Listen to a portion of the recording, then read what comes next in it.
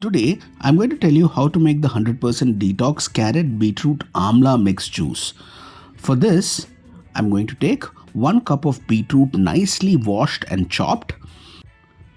Next, I wash some amlas and nicely chop them the way you see here and then add this to the mixer grinder.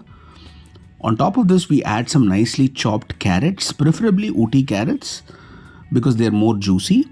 We then add some water so that all these vegetables are submerged in the mixer grinder completely.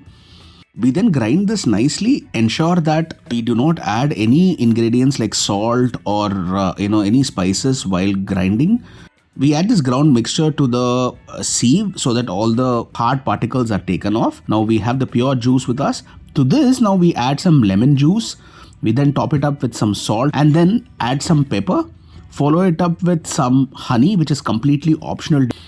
Now our detox drink is ready to be had.